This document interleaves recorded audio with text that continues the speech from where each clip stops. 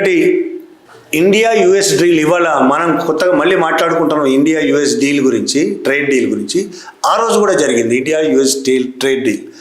ఆ డీల్ గురించి, డీల్కి వ్యతిరేకంగా బీజేపీ ప్రతిపక్షాలు మొత్తం పెద్ద ఎత్తున నిరసన ప్రదర్శన చేశాయి. పార్లమెంట్ లోపల మన్మోహన్ సింగ్ను చుట్టుముట్టాయి. మన్మోహన్ సింగ్ను కొట్టాల్సిన పరిస్థితి నిజం చెప్పడం అంత సీరియస్గా చేశాయి. ప్రధాని మన్మోహన్ సింగ్ సీట్ల వైపు బ్యానర్లు కట్టి బ్యానర్లతో దూసుకెళ్ళారు. ఆ రోజు 2012లో కోల్స్కాన్ సమయంలో కూడా ఇదే జరిగింది. ప్రతిపక్షాలు మన్మోహన్ రాజీనామా చేయాలని మన్మోహన్ వైపు దూసుకెళ్ళాయి. ఇది కొత్త కాదు మనకేమి. ఇటువంటి నిరసన ప్రదర్శనలు చేయడం, బ్యానర్లు పట్టుకోవడము, ఇవి వీళ్ళు లేడీస్ బ్యానర్లు పట్టుకొని మోడీ సీటు వైపు వెళ్ళారనేది వాళ్ళు కొట్టడానికి వెళ్ళారనే ఆరోపణ కదా. ఒకవేళ ఆ రోజు మరి మన్మోహన్ సింగ్ దగ్గరికి ఒక్క 4-5 మహిళలే కదా, మొత్తం అందరు బీజేపీ ఎంపీలు పరిగెత్తారు ఏది బ్యానర్లు పట్టుకొని. మరి ఆ రోజు ఎందుకు మన్మోహన్ సింగ్ అలాగే కూర్చొని ఉన్నాడు?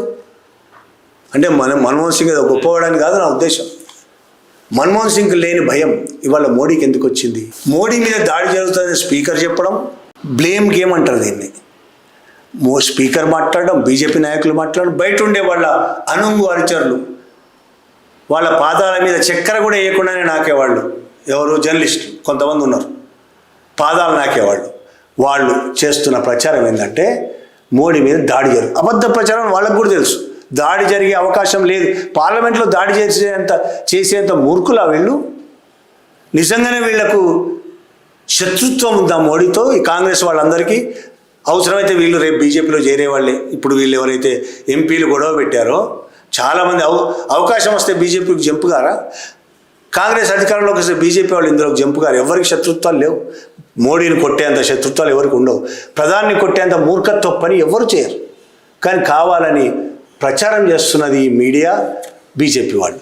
ఎందుకు ఈ విధంగా ప్రచారం చేసే పరిస్థితి వచ్చింది అంటే, ఒకటి ఆ రోజు రాహుల్ గాంధీ నరవణే రాసిన పుస్తకంలో ఉన్న విషయాలు చర్చలకు తీసుకురావడం ఒకటైతే, యుఎస్తో ట్రేడ్ డీల్ కూడా చాలా సీరియస్ అంశం.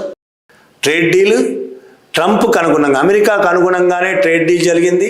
దీనివల్ల భారతదేశ ప్రజలు చాలా నష్టపోయే పరిస్థితులు ఉన్నాయనేది చాలా తీవ్ర వార్తలు వస్తున్న నేపథ్యంలో ట్రేడ్ డీల్ గురించి, ఎప్స్టీన్ ఫైల్స్లో మోడీ పేరు, ఈ 3 చాలా పెద్ద ఎత్తున దేశవ్యాప్తంగా ప్రచారం జరుగుతుంది. ఆ ప్రచారం నుంచి పక్కదోవ పట్టించాలంటే మోడీ మీద దాడికి కుట్ర లేకపోతే ప్రయత్నం అనే ప్రచారం పెద్ద ఎత్తున చేయడం అనేది వాళ్ళ అవసరం.